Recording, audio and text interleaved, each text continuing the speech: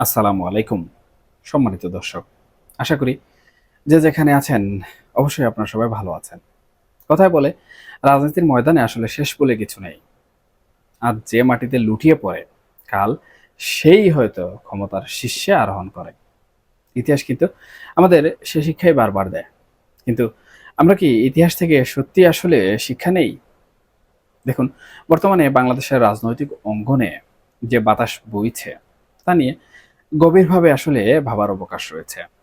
দর্শক, সম্প্রতি আমরা কিন্তু দেখেছি স্বরাষ্ট্রমন্ত্রী ঘোষণা দিয়েছেন আওয়ামী লীগ বাংলাদেশে আর কখনো রাজনীতি করতে পারবে না এবং দল হিসাবে তাদের বিচার করা হবে। অন্যদিকে আন্তর্জাতিক অপরাধ যে ট্রাইব্যুনাল রয়েছে সেই আন্তর্জাতিক অপরাধ ট্রাইব্যুনালের চিফ প্রসিকিউটর জানিয়েছেন আওয়ামী লীগের বিচার তাদের নিজেদের করা আইনই হবে। এই যে এক চরম ব্যবস্থা গ্রহণের কথা বলা হচ্ছে তা নিয়ে আজ আমরা একটু বিশদভাবে আলোচনা করব। চলুন সুপ্রিয় দর্শক, ইতিহাসের পাতা উল্টিয়ে বর্তমানের প্রেক্ষাপট বিশ্লেষণ করে আসলে দেখি এই পথে হাঁটলে আমাদের ভবিষ্যৎ আসলে কোথায় গিয়ে দাঁড়াবে। সুপ্রিয় দর্শক, প্রথমেই যে প্রশ্নটা আসলে সামনে আসে সেই প্রশ্নটা হলো, আওয়ামী লীগকে কি সত্যি নিশ্চিহ্ন করা সম্ভব? একটি রাজনৈতিক দল যার শিকড় বাংলার মাটিতে অনেক গভীরে গ্রথিত, তাকে কি শুধু আইন আর বিচার দিয়ে সমূলে আসলে উৎপাদন করা যায়? মনে রাখবেন, আওয়ামী লীগ কিন্তু আসলে কোনো ভুইফুরের সংগঠন নয়। এর পেছনে কিন্তু রয়েছে দীর্ঘ ইতিহাস। ভাষা আন্দোলন থেকে শুরু করে মুক্তিযুদ্ধ, সবখানে কিন্তু তাদের পদচারণা। তাদের রয়েছে লক্ষ লক্ষ কর্মী সমর্থক। এই বিশাল জনসমর্থককে কি আপনি রাতারাতি অস্বীকার করতে পারবেন? আসলে কতজন কর্মী সমর্থককে বিচারের আওতায় আনা সম্ভব? ধরুন, নেতাদের বিচার হলো, তারা নীরব হয়ে গেল, কিন্তু তাদের আদর্শ, তাদের সেই আদর্শগত ভিত্তি তো আর কোনোভাবে আসলে অন্তর থেকে, তাদের রক্ত থেকে মুছে ফেলা সম্ভব নয়, তাই না? দর্শক, ইতিহাসের দিকে তাকান। ১৯৭৫ সালের ১৫ই আগস্টের সেই ভয়াল রাতের কথা ভাবুন। বঙ্গবন্ধুকে সপরিবারে হত্যার পর আওয়ামী লীগকে একেবারে নিশ্চিহ্ন করার চেষ্টা কিন্তু করা হয়েছিল। তাদের নেতাদের সে সময় জেলে ঢুকানো হয়েছিল, অনেকে হত্যাও করা হয়েছিল এবং মনে হয়েছিল এই দলের আর কোনো অস্তিত্ব থাকবে না। কিন্তু কি হলো? ঠিক ২১ বছর পর ১৯৯৬ সালে তারা কিন্তু আবার ক্ষমতায় ফিরে এলো। জনগণের রায়ে কিন্তু তারা ফিরেছিল। এই দীর্ঘ সময়ে কি তাদের কর্মীরা কোনোভাবে বসেছিল? না, তারা কিন্তু তিলে তিলে তাদের দলকে পুনর্গঠিত করেছিল, জনগণের কাছে গিয়েছিল। আর সবচেয়ে বড় কথা, একটা সময় পর কিন্তু জনগণের মনের ভেতর একটা মায়া, একটা সেন্টিমেন্ট তৈরি হয়। এই যে দীর্ঘ বঞ্চনা, এটা কিন্তু একটা সময় সহানুভূতিতে রূপ নেয়। আর এই সহানুভূতি তাদেরকে কিন্তু আবার ক্ষমতায় ফিরিয়ে এনেছিল। ফিরে এসে তারা আসলে কি করেছিল? তারা তাদের সাথে ঘটা সব অন্যায়ের বিচার কিন্তু করেছে, এবং নিজেদের মতো করে। এটাই আসলে বাংলাদেশের রাজনীতির ঐতিহাসিক একটি নিয়ম। এখন চিফ প্রসিকিউটরের যে কথা সেখানে আসা যাক। তিনি বলছেন ১৯৭৩ সালের আন্তর্জাতিক যে অপরাধ ট্রাইব্যুনাল আইন, যা ১৯৭১ সালের যুদ্ধ অপরাধীদের বিচারের জন্য তৈরি হয়েছিল, সেই আইনেই আওয়ামী লীগের বিচার করা হবে। দর্শক, মজার ব্যাপার হলো এই আইন কিন্তু আওয়ামী লীগই করেছিল। এমনকি ২০০৯ সালের সন্ত্রাস বিরোধী যে আইন, যা ব্যবহার করে তারা একসময় জামাতে ইসলামীকে নিষিদ্ধ করেছিল, সেটাও কিন্তু তাদেরই করা। এখন সেই আইনের ফাঁদেই তারা পড়তে যাচ্ছে। এটাকে অনেকেই হয়তো পয়েটিক জাস্টিস বা কাব্যের ন্যায় বিচার বলছেন। কিন্তু দর্শক, প্রশ্ন হলো এটা আসলে কতটা যৌক্তিক? মুক্তিযুদ্ধের নেতৃত্ব দানকারী একটি দলকে যুদ্ধ অপরাধীদের বিচারের জন্য তৈরি করা আইনের মাধ্যমে বিচার করা কৌশলগত দিক থেকে আসলে এখানে কতটা সঠিক? এর প্রক্রিয়া কিন্তু অন্যভাবে হতে পারে। এখানে একটা বড় নৈতিক প্রশ্নও কিন্তু চলে আসে। সেটা হচ্ছে, আপনি যখন বলছেন আওয়ামী লীগের করা আইনগুলো অগণতান্ত্রিক এবং কালো আইন, তাদের কর্মকাণ্ড ভুল ছিল, তাহলে সেই একই ভুল, একই অগণতান্ত্রিক পদ্ধতি ব্যবহার করে আপনি যখন আবারও তাদের বিচার করতে যাচ্ছেন বা চাচ্ছেন, তখন আপনার এবং তাদের মধ্যে পার্থক্যটা কোথায় থাকলো? আপনিও তো সে একই পথে হাঁটছেন, তাই না? যেটাকে আপনি আসলে খারাপ বলছেন, সেটাকেই আপনি হাতিয়ার হিসেবে ব্যবহার করছেন। এতে কি আসলে আপনার যে নৈতিক অবস্থান, সেই নৈতিক অবস্থানটা দুর্বল হয়ে যাচ্ছে না?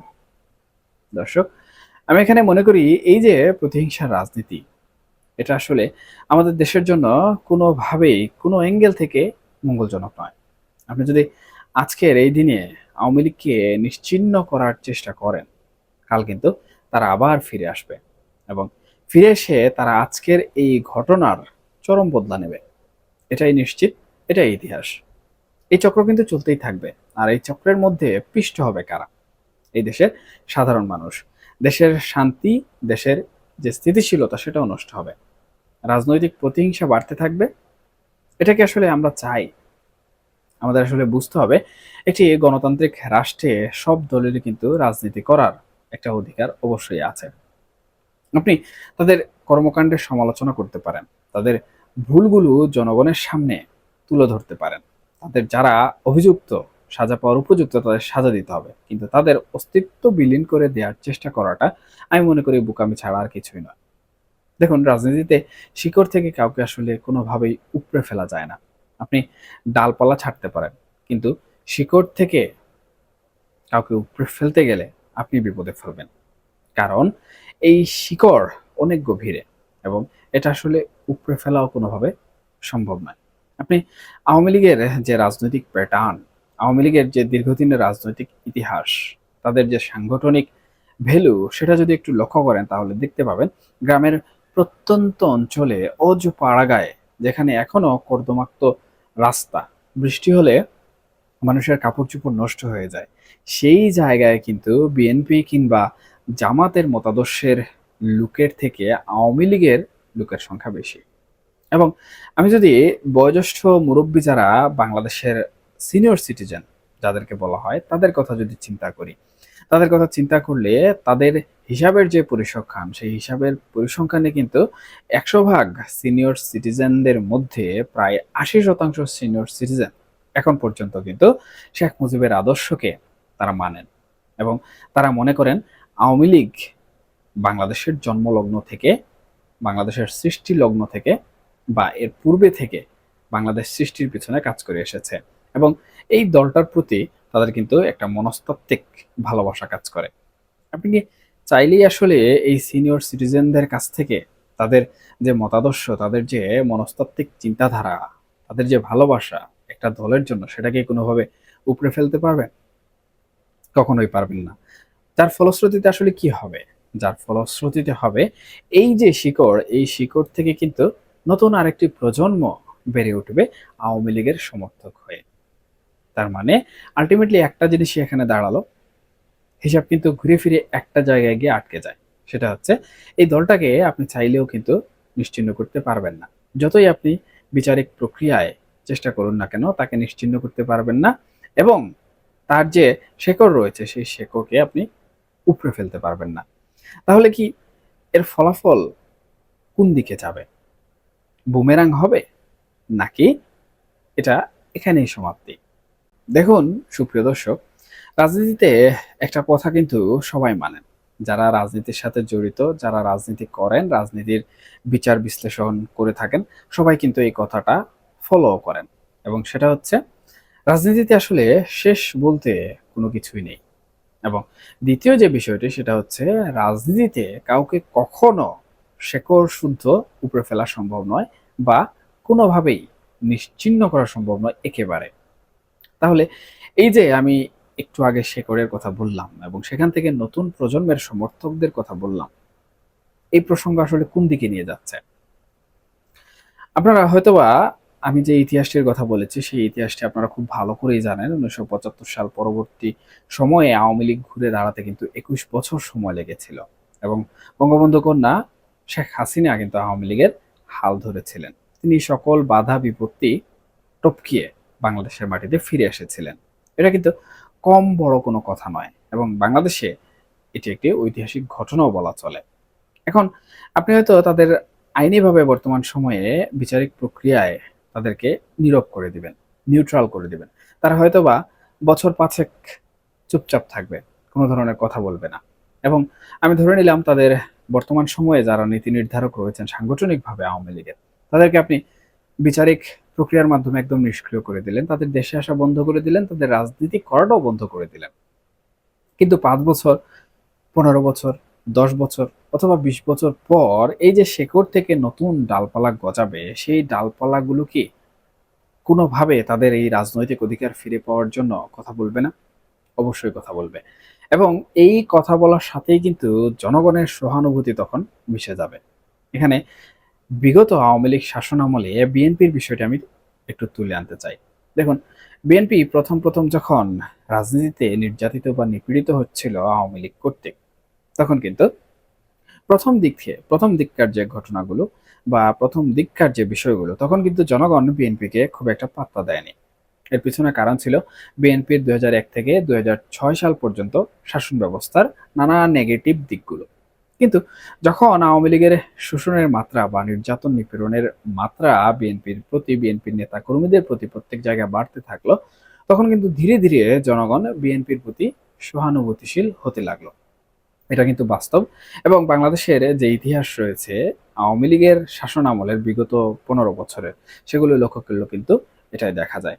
এবং একটা সময় আমরা দেখলাম যে আওয়ামী লীগ বিএনপিকে যত বেশি নির্যাতন করছিল, বিএনপির নেতাকর্মীদের যত বেশি জেল জুলুম করছিল, তাদের উপর যত স্ট্রিম রুলার চালাচ্ছিল, ততই কিন্তু বিএনপির জনমত চাঙ্গা হতে থাকলো। সাধারণ মানুষও কিন্তু এই বিষয়টি নিয়ে তখন কথা বলা শুরু করলো। এবং এই সহানুভূতিটাকে কাজে লাগিয়ে কিন্তু এই যে এবার যে নির্বাচনটা হলো, এই নির্বাচনে কিন্তু বিএনপি আমি বলবো একদম বাজিমাত করে দিয়েছে। এখানে রাজনৈতিক দলগুলোর যত কথাই থাকুক না কেন, আমি বলবো এই যে জনগণের সহানুভূতি, এই জনগণের সহানুভূতি কিন্তু এই নির্বাচনে ব্যাপকভাবে প্রকাশিত হয়েছে। এখন দেখুন, বর্তমান সময়ে আওয়ামী লীগের সাথে কিন্তু একই ঘটনাগুলো ঘটতে চলেছে। এবং এটা হয়তোবা ৫ বছর জনগণ মেনে নেবে, ১০ বছর মেনে নেবে, ১৫ বছর মেনে নেবে। কিন্তু এমন একটা সময় আসবে যখন আওয়ামী লীগের মানুষের প্রতি জনগণের সেন্টিমেন্ট অনেক বেশি মিশে যাবে। এবং এই সরকার যখন বিভিন্ন দিক থেকে চ্যালেঞ্জের সম্মুখীন হবে, যখন একটি সরকার অনেকদিন ক্ষমতায় থেকে যায়, তখন কিন্তু তারা আসলে অহংকারী হয়ে ওঠে। একজন শাসক অহংকারী হয়ে ওঠেন। এবং তিনি জনগণের প্রত্যাশা পূরণ করার চেয়ে অন্যান্য দিকগুলোকে বেশি প্রায়োরিটি দিয়ে থাকেন। তখন কিন্তু জনগণ অটোমেটিক্যালি ক্ষিপ্ত হয়ে যায়। এবং আওয়ামী লীগের আমলেও কিন্তু আমরা এই জিনিসটা অনেক বেশি পর্যবেক্ষণ করেছি। তাহলে আল্টিমেটলি আসলে হিসাবটা কি দাঁড়াচ্ছে? আল্টিমেটলি হিসাবটা দাঁড়াচ্ছে, আপনি এখন আওয়ামী লীগকে হয়তো সাময়িক সময়ের জন্য, কিছু বছরের জন্য বিচারিক প্রক্রিয়ায় অথবা আইনি প্রক্রিয়ায় কিংবা আপনার যে ক্ষমতা রয়েছে সেই ক্ষমতা বলে তাকে নীরব করে দিতে পারবেন। কিন্তু তাকে কখনোই নিশ্চিহ্ন করতে পারবেন না বা মুছে ফেলতে পারবেন না। তারা কিছু বছর হয়তোবা নীরবে থাকবে। এর পরবর্তীতে তারা কিন্তু ঠিকই উঠে দাঁড়াবে এবং তাদের যে রাজনৈতিক অধিকার রয়েছে সেই অধিকার আদায়ের জন্য তারা আবার মাঠে নামবে। এবং এই মাঠে নামার ফলশ্রুতিতে জনগণের সহানুভূতিকে কাজে লাগিয়ে তারা কিন্তু সেই সময় পুনরায় আবার ক্ষমতার আসনে বসে যাবে। এবং এই জায়গাটি হচ্ছে সবথেকে ভয়ংকর এবং আজকের আলোচনার মূল পয়েন্ট। এখন আপনি তাদের সাথে যে কাজগুলো করছেন, তাদের বিচারিক প্রক্রিয়া নিশ্চিহ্ন করার চেষ্টা করছেন, তখন তারা কি আসলে একদম দুধে ধোয়া তুলসী পাতার মতো আপনাদেরকে একটা জায়গায় নরম সোফার মধ্যে বসিয়ে ফ্যানের বাতাস খাওয়াবে? কখনোই না। বাংলাদেশের রাজনীতি কিন্তু প্রতিহিংসাত্মক রাজনীতি এবং আমরা বর্তমান সময়ে এটি কিন্তু হাড়ে হাড়ে টের পাচ্ছি। আওয়ামী লীগ যদি সেই ২০ বছর পরও কখনো ক্ষমতায় বসার সুযোগ পায় বা সুযোগ তৈরি করে নিতে পারে, তাহলে এখন আপনারা যেভাবে আইনি প্রক্রিয়ায় বা যেকোনো প্রক্রিয়ায় তাদের সাথে যে কাজগুলো করছেন, এই কাজগুলো কিন্তু তারা তখন দ্বিগুণ রূপে আবার আপনাদের কাছেই ফিরিয়ে দেবে। সুতরাং সুপ্রিয় দর্শক, আর এই কাজগুলো যখন ঘটবে তখন কিন্তু দেশের জনগণ যারা রয়েছেন তারাই সবথেকে বেশি কষ্টের সম্মুখীন হবেন, তারাই সবথেকে বেশি হতাশার সম্মুখীন হবেন। এবং জনগণের হতাশা যখন বেড়ে যায়, তখন কিন্তু দেশের স্থিতিশীলতা নষ্ট হয়, দেশের শান্তি নষ্ট হয় এবং একটি রাজনৈতিক পরিবেশের জন্য এটি কিন্তু অত্যন্ত ভয়াবহ। তাই পরিশেষে আমি আসলে একটি কথাই বলবো, প্রতিহিংসা রাজনীতি যেটি রয়েছে, সেই প্রতিহিংসা রাজনীতি থেকে কিন্তু আমাদের বের হয়ে আসতে হবে। আমাদের অনেকের অনেক রকম কষ্ট থাকতে পারে। অনেক রাজনৈতিক দলের অনেক ধরনের ব্যথা-বেদনা থাকতে পারে। কিন্তু তাই বলে আমরা আসলে কোনো একটি রাজনৈতিক দলকে একদম পুরোপুরি শেকড় থেকে উপড়ে ফেলার যে চেষ্টা, সেটা করতে গিয়ে কোনোভাবে যদি ব্যর্থ হই, তাহলে কিন্তু সেটার মাসুল সেই রাজনৈতিক দলকে দিতে হবে, সেই দেশকে এবং দেশের জনগণকে দিতে হবে। আমি এই নীতি নির্ধারকের কাছে একটাই আসলে অনুরোধ করব। আপনারা যে প্রক্রিয়ায় যে কাজ করুন না কেন, কমপক্ষে ভবিষ্যৎ চিন্তা করবেন। এবং এই ভবিষ্যতের সাথেই কিন্তু আমাদের জনগণের ভালো থাকাটা অনেক বেশি ওতপ্রোতভাবে জড়িয়ে আছে। এবং আমরা চাই না আমাদের বাংলাদেশে প্রতিহিংসার রাজনীতি বারবার চলে আসুক, চলতে থাকুক চক্রাকারে। আমরা চাই না বাংলাদেশ বারবার ধ্বংসের দ্বারপ্রান্তে যাক। আমরা চাই একটি সুন্দর বাংলাদেশ, যেখানে সকল রাজনৈতিক মতাদর্শের লোক তাদের গণতান্ত্রিক অধিকার নিয়ে সুন্দরভাবে বসবাস করবে এবং রাজনীতির চর্চা করবে। এখনকার মতো এ পর্যন্তই। সবাই ভালো থাকবেন, সুস্থ থাকবেন, অবশ্যই অবশ্যই নিরাপদে থাকবেন। দেখা হবে পরবর্তী কোনো বিষয়ে, পরবর্তী কোনো আলোচনায়। ধন্যবাদ সবাইকে। আল্লাহ হাফেজ।